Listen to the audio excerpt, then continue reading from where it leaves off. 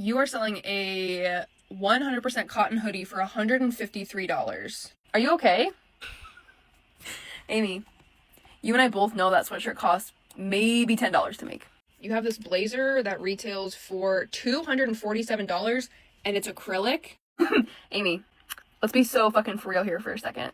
Why is that not a cotton or a wool blend blazer? You get away with people not knowing what they're buying. You should be so embarrassed to be selling a $247 acrylic blazer. Amy, why are we selling a 100% high-grade polyester, fuck me sideways, t-shirt for $74? That's not even, the collar's not even laying properly on her body. What is that? Hey loves! So today we're diving into the ongoing fashion controversy that's taking over TikTok. We're unpacking the viral feud between TikToker Mallory, the voice behind Please Don't Buy That, and the luxury fashion brand owner of Odd Moves, Amy. And to be fair, in this video, I will be sharing views of both players.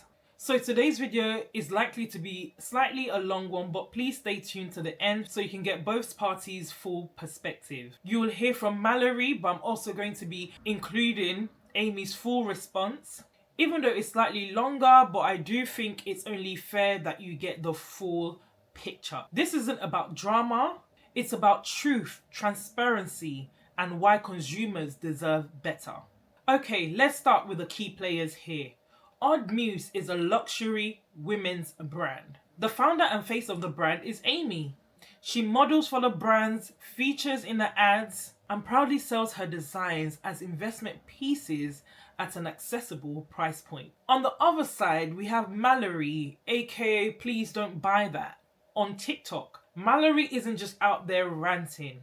She's using her platform to educate her followers on materials, sourcing, and ethics, so people don't shop blindly. Her content breaks down what brands are really selling us, and more importantly, what they're not telling us. And in this saga, she's calling out Odd Moves for lack of transparency.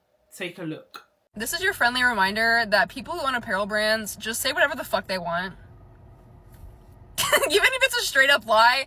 I was introduced to the brand Odd Muse this week, and she loves to describe the company as slow fashion and sustainable. Within about 42 seconds of entering the website, it's really clear they are fast fashion by every sense of the definition. But she takes the angle that because the retails are really high and that they're made really well, that they're investment pieces. Let me just be clear in saying it's my belief that there is zero room for you to call a polyester dress an investment piece, which is what 95% of the dresses are, high grade polyester. Mind you, yeah, it's all just marketing. It's all bullshit. It is not governed by any laws. People can say whatever they want. And obviously it works. She's very successful and the brand does huge numbers. But it's a great example of why you should never take anything any apparel brand owner says at face value. In the video we've just watched, Mallory is questioning Odd Muse's use of polyester, especially since the brand markets itself as slow fashion and sustainable. In case you're not too sure about the difference between slow fashion and fast fashion, Mallory gives a clear, thoughtful distinction between both. Take a look. Zero hate to this commenter, but please know that fast fashion is not just about the speed at which things are made. I think people hear fast fashion and they just think Shein, of companies churning out thousands of products every single day. Yes, Shein is fast fashion, don't get me wrong, but it's a lot more complicated than that. I found this great little chart here that defines qualities of fast fashion, qualities of slow fashion. Let's go through them. Fast fashion is profit focused, where slow fashion is sustainability focused. Yes, ultimately, companies have to be profitable, right? But a company like Shein, as a good example, is just focused on profit, about making as much as possible, making as much money as possible, and they don't have any care or concern whatsoever about the sustainability of their company when it comes to the products themselves, and the waste produced and all of the waste across the entire product, the packaging, the hang tags, the shipping, it's all extremely unsustainable. Slow fashion values sustainability, like at every point in the process, the packaging, the manufacturing, the products themselves, the waste, like they are putting sustainability first before profit. And fiber type does play a huge part of that. Polyester breaks down over time. It holds odor. It's not as like sustainable longevity wise as natural fibers are. The weave type also, knit type also plays into that, like how strong of a knit it is, how durable of a weave it is. All of that does matter. Slow fashion is never going to be a company that gives you like the scarcity marketing of like the flash sales and the warehouse sales and the, like buy. Like slow fashion is never going to encourage overconsumption. And thoughtful designs play so much into slow fashion. They're not just focusing on fads and trends of like what's the most popular print of the season, the most popular is like the bows, for example, or chevron, or whatever. Like think of a fad. Fast fashion companies like jump on those and mass produce and produce tons and tons of waste. A slow fashion company designs in a way that they intend to have that product be used for years and years and years, because ultimately the most important thing is cost per wear. Say you buy a $20 Shein trench coat. It's made out of polyester. Seams fall apart, buttons fall off, like it's not made well. Say that every single time you wore that, it costs $1.50 to wear. But on the opposite side, think of like buying a really, really well-made coat made from a company that prioritizes slow fashion. It's designed well, it has, proper seams, finishes, it's made well. It's gonna last you 5 years, 10 years, whatever it is, and your cost per wear of that piece is like 5 cents, 8 cents, 10 cents, whatever it is. Like that is another key defining factor of slow fashion. So just wanted to emphasize again, fast fashion is so much more than just the speed at which things are made. It's the intent with design, intent with production, the sourcing, the manufacturing, the ethics, like it's everything. Most of their pieces are made of so-called high-grade polyester, a term that sounds official, but as Mallory points out, it has no regulated definition. Amy did not take this critique very well. She goes on to say that accounts like Mallory's will be the downfall of apps like TikTok, and instead of addressing the problems publicly, she invites Mallory to talk privately. Amy found my video and she is making quite a fuss in the comments. She says accounts like mine are going to be the downfall of this app. Wow. Since you said I can learn some things from you, I thought we could go through your website together and you could provide some definitions and some clarity for me on some of these things that you never have before, and maybe I do have it all wrong. Let's start with all of your dresses that you say are composed of either 100% high-grade polyester or partially contain this high-grade polyester. How do you define that? Is it by testing results? Is it by the abrasion? Is it by the tensile tear strength? Like what kind of qualities are you using to define what you consider high-grade polyester versus what would just be considered at market regular polyester? Because while polyester does have grades, most companies don't actually clarify that within their product compositions. But because you're going out of your way to state this is high-grade polyester, I feel like for me and for your entire customer base, you need to define what that means.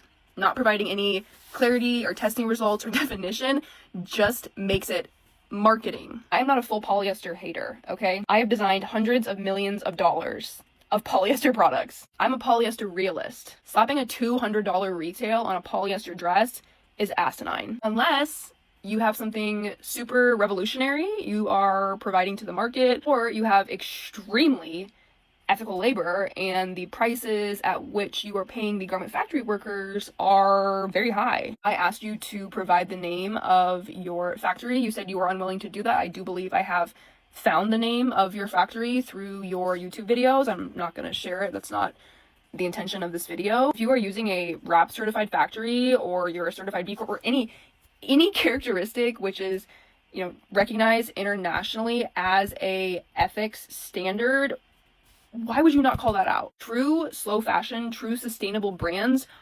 always disclose that information publicly. If you are doing all of the things that you say you are doing within your brand, everybody should know about it. You should not just be making generalized statements that you can't back up with any data. I want to jump back to the materials for a second because there's also quite a few dresses that have this high-grade polyester spandex rayon blend. Please enlighten me in what your thought process is in utilizing any amount of rayon within your products. I also want to ask, with the polyester, why you're not utilizing any kind of sustainable or maybe you are.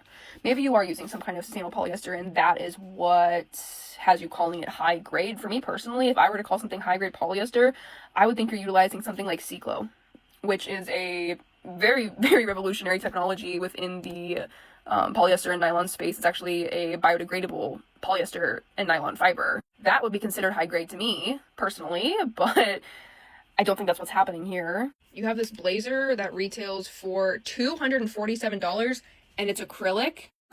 Amy, let's be so fucking for real here for a second. Why is that not a cotton or a wool blend blazer? You get away with people not knowing what they're buying. You should be so embarrassed to be selling a $247 acrylic blazer. You have a $114 knitted jumper, 68% acrylic, 25% polyester, 7% wool.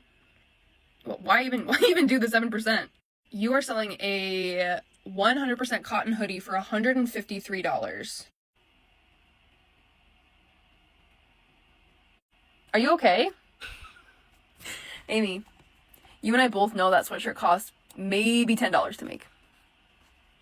Maybe. Oh, and the pant is $114. Nice. A few dollars off for the pant. Okay. Why is this $135 pant 52% cotton and 48% high-grade polyester? Why is that not a 100% cotton, I don't know if that's a twill, pant? That's a horrible blend. Why would you add the polyester to that? Because you want it to have like that sheen, I guess? I mean, I don't get it. Amy, why are we selling a 100% high-grade polyester, fuck me sideways, t-shirt for $74? That's not even, the collar's not even laying properly on her body.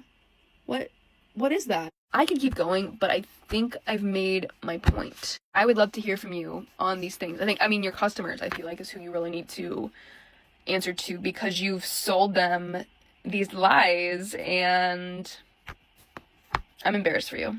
Let's be real, guys. Why go private if you've got nothing to hide? Mallory made the critique publicly, and like she said, any brand that claims sustainability should willingly share their data.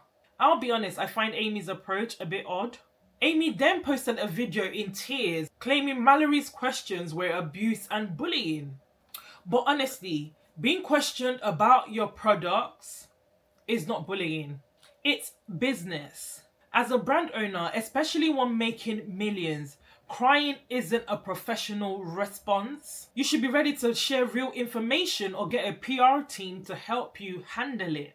And then there's the issue with the BSCI audit. BSCI audit is a comprehensive assessment of a company's social compliance practices, ensuring they adhere to the BSCI Code of Conduct. This audit verifies adherence to fundamental principles like workers' rights, fair wages, health and safety, and more across factories and farms. So, Amy shared the BSCI audit, right? She shared this part of it. This is the first page. So when you get back a BCSI audit, you get 2 pages. The reason she didn't share the second page is because the factory is not willing to share the second page. I found the factory. Here they are. They shared that most recent BSCI rating, and on their report, they do show that second page, and you can see here, they got all A's, okay? Before anybody comes for me, this is all public information. This is posted on their profile, on their website, and on their Alibaba profile. I'm simply sharing this information. You can see here that they require a minimum order quantity of about 100 pieces on a few of these dresses. But look at their last BSCI audit. You can see a C and a D here, and they did not share that second page. That touches on child labor, occupational health, forced labor, human trafficking. Why do we think that they're not willing to share that second page? This is fashion journalism, people, okay? Say whatever you want. This is what we have to do. We have to hold brands and the factories they utilize accountable. Why are they not willing to share that second page? There's nothing mean, there's nothing rude about asking people to simply share the transparency they claim they are more than willing to give. Amy then makes a comment in response to one of her followers' comments saying that she's collecting information that she can use in a legal action. Amy is collecting information to sue me and take legal action.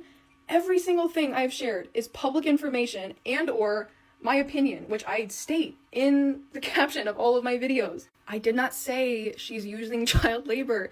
I said that part of the report from her factory in the 2023 report was not shared. It's not on the factory's website. There's nothing slanderous about just making an objective statement. Also, what are you gonna sue me for? I live in a house that I have zero assets. This is the house that I rent that has mold in the basement. I'm a single mother. I own nothing. I guess you can have the $125 I've made from these videos in the creator fund. Also, I bought $1,000 worth of product from your brand to review. This person is in a position of power, and this is just crazy behavior. If you're publicly claiming transparency, why withhold critical parts of your audit? Later, Amy composed herself and came back with another video where she finally addressed the fabric issues, explaining that polyester is used because of structure, durability, and price. So I think it is very important for people to understand this, but what I have learned these last few days is that some people just don't want to understand it, want to believe the worst, and that's absolutely fine. This video is really for people who just want to learn a little bit more about fabrics from a brand perspective, because there are too many videos going out about polyester and founders are feeling the heat. Yet we are the ones that understand fabrics not only from a fibre content point of view, but from a cost price point of view, also more importantly, a construction point of view. There are two questions here. Why does Odd Muse and many other mid-luxury brands and many other luxury brands use polyester? And number two, what is the difference between a polyester that fast fashion uses and a higher grade polyester that more luxury brands tend to use? Question one. Odd Muse and many other luxury brands use polyester because it can go through certain processes to mimic the quality of more natural fibres such as silk and wool, but be a lot more durable and also be a lot more durable than your standard polyester. From a structural point of view, you can do a lot more with it. The idea that you can simply switch to these fabrics is very complex, something that people who aren't making clothing, especially from a structural point of view, cannot understand. For example, I am wearing a 100% cotton Odd Muse sweatshirt, which I would like to point out, when I released this jumper, I got a lot of heat about the price point. This also proves to me that you just can't win on the internet, but that is besides the point. Particular shape was super easy to achieve in a natural fibre. It is a simple construction and cotton is very easy to achieve here. But let's talk dresses, because Odd Muse is a dress brand. All of said dresses in this frame are pulled from the Net-a-Porter new in page, and they are all over $1,000 and they are all 100% polyester. This Dolce & Gabbana one, for example, is I think around $2,500 and 100% polyester. You can see what they've done with the fabric here. It is not a fast fashion dress. Are we still assuming that this polyester is the same as fast fashion? Are we also assuming that this dress costs the same that PLT and other fast fashion brands are buying their goods for? You're not, because it's clear in the construction, weight and feel if you was to touch it in real life. Many of the dresses on Net-a-Porter that have 100% natural fabrics such as cotton and linen are styles such as these, where the handmade intricate fabrics are the luxury price point. And you can see there's no real structure to these garments, but it is really in the print and the intricate fabrics. In order to have a 100% silk dress, for example, in an Odd Muse-like structure, you are looking at this beautiful dress from Vivienne Westwood that retails for around $6,000. This is why Odd Muse in their dresses cannot use natural-like fibres, because we can't achieve the quality for the price point that our customer likes and our customer has always wanted for the last 5 years. Moving on to question two. What is the difference between a polyester that fast fashion uses and a high-grade polyester that Odd Muse uses and other luxury brands? High-grade polyester is literally what it says it is. It is not a marketing term. It's gone through different processes to mimic the quality of a natural fibre, but also be more durable than natural fibres and more durable than your standard polyester that a lot of fast fashion use. Odd Muse actually runs two types of polyester, which we have created with our factory for reasons in question one, down to the structure. I understand polyester is not amazing for the environment, does not make a brand fast fashion or low quality. Sustainability is very subjective. You now have a lot of fast fashion brands running more eco collections and natural fibres still being mass produced in factories that are not audited and unethical. There was a video that went out insinuating that my one factory possibly running child labour in recent years, and I think it's really important to understand that if the information isn't there, it doesn't actually mean that it's sinister. I can confirm in 2024 and 2023 and previous years there was no child labour in my factory. When I first started on Muse, I actually did inquire about running a dress with a more natural fabric, and I was given a 3,000 minimum quantity order. In that situation, do I run a natural fabric line with units that I can't sell and God knows where them units will eventually end up, or do I do a much lower quantity order? At the time it was 50 polyester pieces that were actually all blazers that people still have 5 years now later. What would have been more sustainable there?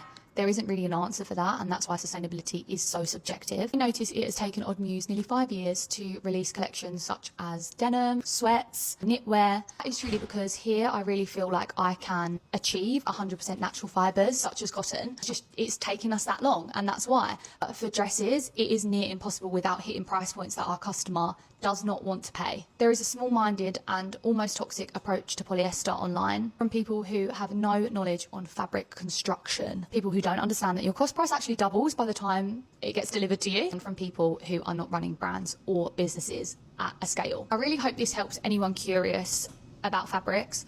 I really hope it settles the abuse that I'm getting over using polyester, because I do have valid reasons and they are not sinister, they do not make me fast fashion, and they do not make Odd Muse low quality. I have built an amazing brand over the last 5 years that I am so proud of. I am glad that it's made me more responsible in explaining things to people. I do really feel like I have an amazing experience to speak from. And aside from Odd Muse's growth, something that people may not know, since launching with partners, we have taken over £5 million in wholesale orders. And this is from our partners seeing such success because Odd Muse does step in as a great dress for the price. And to other luxury brands, on Net-a-Porter, in Selfridges, in Harvey Nichols. We have always had that feedback, and that is one of the reasons why the brand has been successful. This is real data from a real brand. We cannot believe in this polyester storyline to tear founders down when the reality is it is so much more complex than anyone who is not a founder can understand. Yes, it is not perfect, but it has its reasons, as I've explained in this video. I really hope this helps someone who wants to know more about fabrics. Amy claimed that sustainability is subjective, which many, including Mallory, disagreed with. Of course, Mallory clapped back, referencing UK consumer law, which requires brands to back up sustainability claims with objective data. Sustainability is actually not subjective in the UK. Under UK consumer protection law, you must provide objective data in order to prove you are a sustainable brand if you claim that within your marketing. They actually have a government agency called the CMA, the Competition and Market Authority, which provides all of these guidelines and principles that brands must follow in order to not mislead consumers when it comes to making environmental or sustainability claims. It provides the basis for the CMA to be able to investigate a brand if they are not meeting and following those principles. What are those claims? Well, I do have them printed out here. I don't have them memorized off the top of my head. I do not own or operate a business in the UK, so I don't misspeak, I wanted to just read directly from what they say. They outline you should not use claims like sustainable or eco-friendly unless the entire product or business has a positive environmental impact. If you're using terms like sustainable, you must be clear about what aspects are sustainable and provide supporting information. The CMA also emphasizes the importance of transparency and encourages businesses to provide detailed information to support their sustainability claims. Things like that would be listing your factories, listing your impact statement, listing your mission statement, just providing full transparency and clarity as to the goals you are trying to achieve as a brand and the measures, like the very objective measures as far as how you are attaining those goals. For example, if you are selling a product with this fiber composition, polyester, spandex, rayon, nylon, and more spandex, you should be able to answer to why you are using each of those fibers. Polyester is plastic. It doesn't matter which way you spin it, polyester is plastic. It takes hundreds of years to biodegrade. There is such a thing as biodegradable polyester called Cyclo. If you were using a fiber like that, that would be something that would provide you the basis of claiming you are a sustainable brand. It really doesn't matter how durable the polyester is, because when you are using virgin polyester like this brand here is, what's happening is you are emitting a lot of greenhouse gases during the manufacturing of the fibers. You also should not do something like get on a public app and share that you are unable to nominate fabrics utilizing cotton because they are too expensive when your factory lists its wholesale prices on its website coupled with actual products. And as you can see above me, they offer a lot of items made out of cotton and cotton spandex blends, all with MOQs lower than $38 a piece. When on your website, you are retailing dresses for the lowest price of $168, it's a little bit confusing to claim that you cannot afford cotton, but you can afford paying for polyester, which is cheaper at the retails you have. Every single time you wear polyester, you are actively shedding microplastics into the environment. When you are washing it, you are actively shedding microplastics into the water. So if there's anything you are investing in pollution. Whether it mimics silk or mimics the hand feel of cotton is really irrelevant in the grand scheme of things. It is still plastic, and there is no amount of processing that changes that. You are utilizing a fiber like rayon, which is highly, highly toxic to produce, actually illegal to produce in the US because of all the damage it does to water and to the factory workers processing it.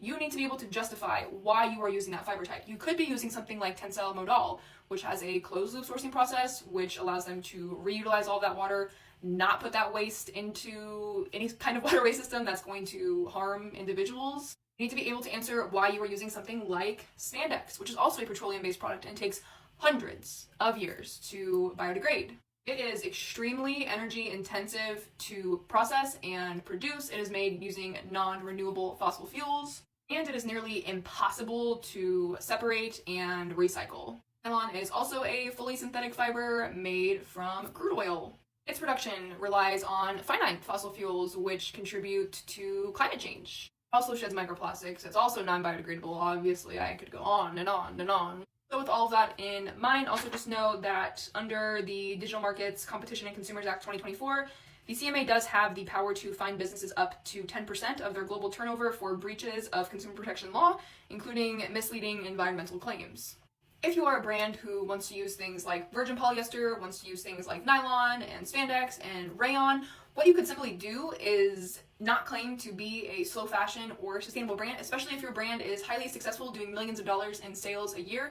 Clearly your customers do not care what they are buying. So it's really simple to just delete that verbiage from your website, from your social media, from any and all marketing. Sustainability may be subjective in the US because we are light years behind the sustainability initiatives in the EU, but as I've explained to you here, it's not subjective.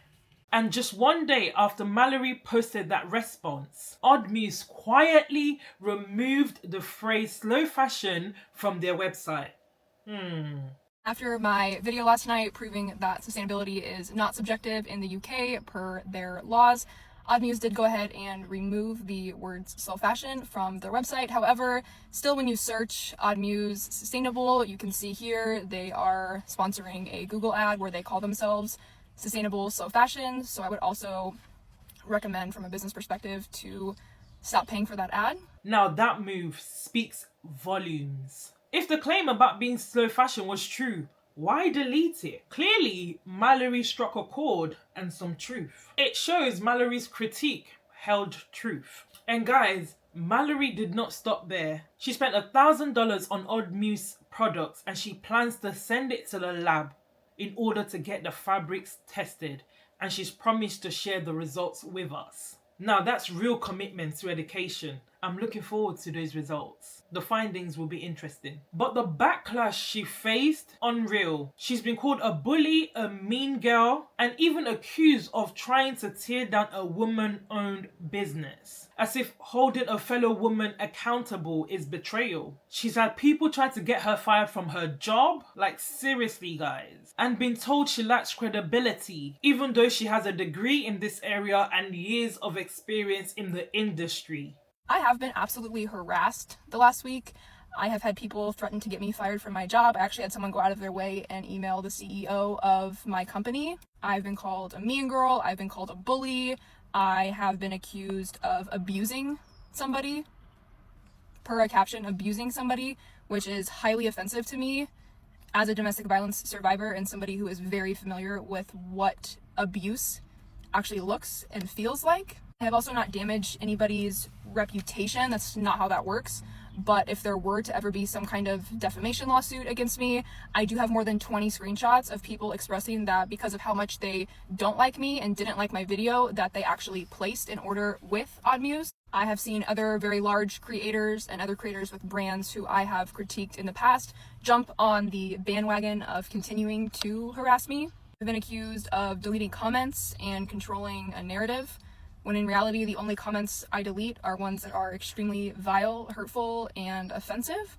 And I open all dialogue with anybody who is willing to have an open dialogue and discussion with me about these topics. And it goes without saying, but many comments have been filtered. I have been told that accounts like mine are going to be the downfall of this app. I have been told that I'm not an industry expert. I have been on the receiving end of extremely hurtful DMs. I have had multiple people attempt to entrap me in my claims about the brand. My morals and my intentions have been questioned, even though I have provided full transparency down to the penny as far as what I have made from these videos. I have been harassed this week. And now I have been proven correct by the direct actions of the brand. And I want to be really clear in saying that I feel I am extremely deserving of a clear, concise, public apology. Here are some of the comments that TikTokers have left behind. Girl, I see your point, but these past videos come across pretty nasty. You can bring light to information on the businesses for their customers, but it seems like you're trying to take this further and it's not okay. Mallory responds, a comment a man would never get on a video. Someone else says, these videos come across very mean, girl. You have a lot of experience in the fashion industry, but the way you go about creating videos on Odd Muse, it looks like you are doing it just for the views, which loses you credibility. Really disappointing, as you do have knowledge to really educate. And guys, this saga, this drama has been ongoing for more than a week. It's been one back and forth to the other. Before I came on to record this video, I've just seen another video that was just dropped a couple of hours ago. It's a video where Mallory addressed Amy's claims that she never called Odd Muse sustainable. Well, as usual, Mallory brought receipts, including screenshots, a Google ad campaign, and even a podcast from 8 months ago titled Around Why Odd Muse is Sustainable. This video is for Amy Smale. Hey, I will stop talking about you when you stop lying. One of my followers notified me of this comment you made this morning on your post stating that you have never said that Odd Muse is sustainable. I have bad news. You have said that. A lot. Also removed the words slow fashion from your website. In this comment you said that you're going to go ahead and have an updated one, but you wouldn't have removed the words slow fashion if you did believe that the brand was slow fashion. You wouldn't have left me dozens of comments stating that. I don't think we'd be here if you didn't say that. As of Wednesday, you were still paying for a Google ad which called Odd Muse sustainable, slow fashion. I have noticed since then that you did stop paying for that ad. Pretty recently did a podcast. It was posted October 7th of 2024, so let's go ahead and assume you filmed it in September 2024.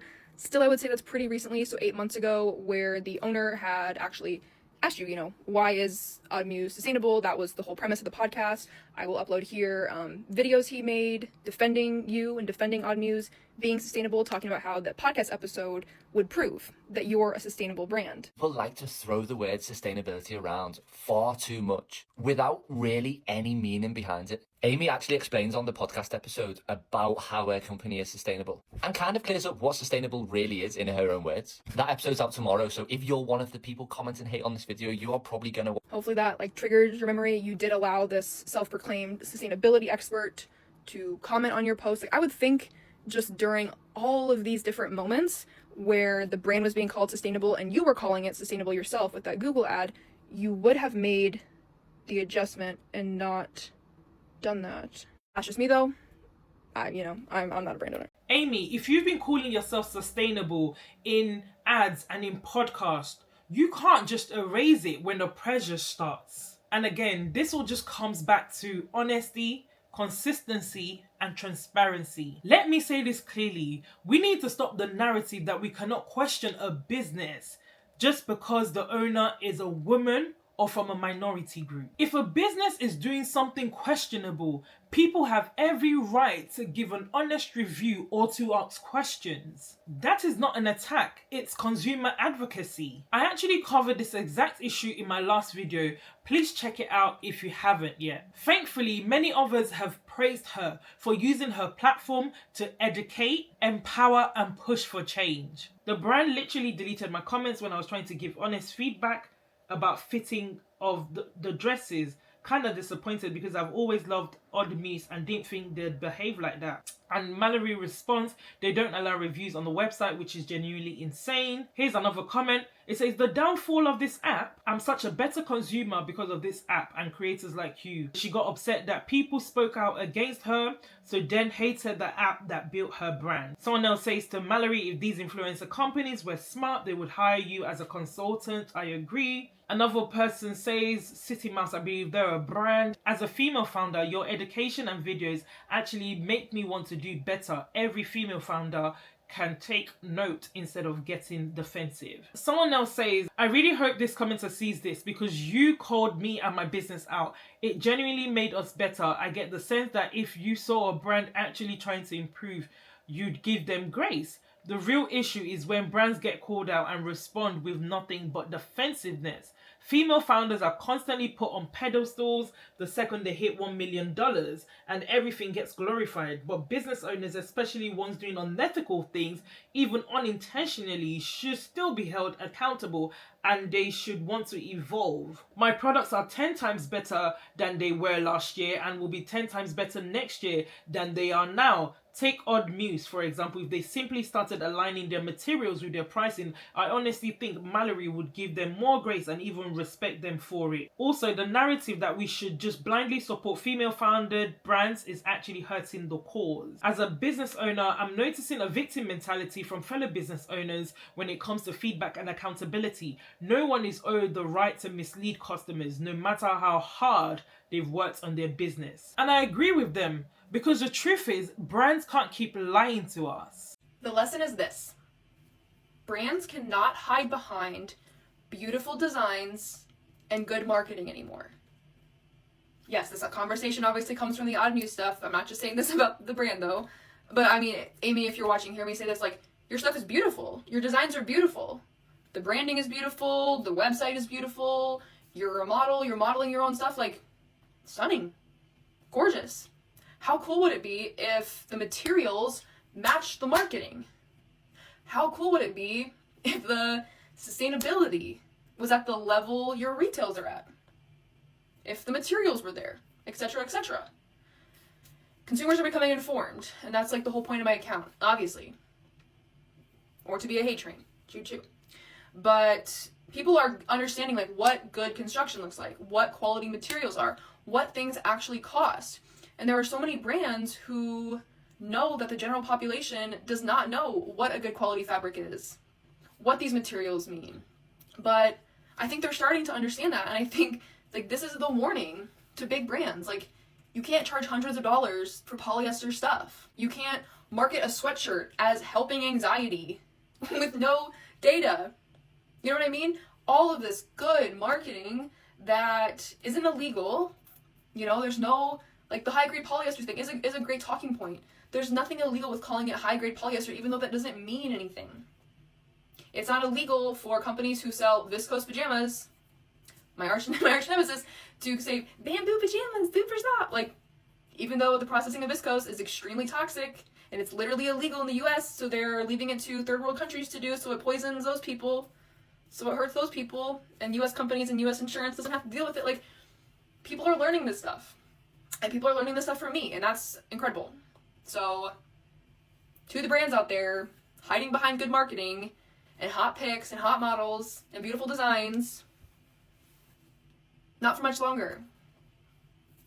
People are starting to wake up.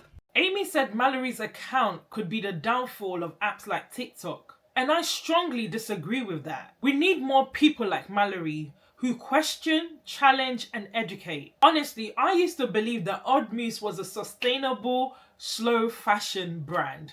because that's how they marketed themselves. But if there's one thing I have taken away from this whole drama, and one thing that I've learned, don't take things at face value. Be curious and ask questions, particularly if you're spending that much on a product. And look, if you have a brand and a social media presence, you need to be ready for public accountability. Like I said in my last video about the cookie reviewer and the bakery threatening lawsuits, social media is a double-edged sword. It builds brands, but it can also expose them. If you enjoy the spotlight when it's positive, you've got to be ready for the scrutiny too. No brand is too big or too small to be questioned. Let me know your thoughts below. Please like, comment, subscribe, and hit the notification button so you do not miss my next video.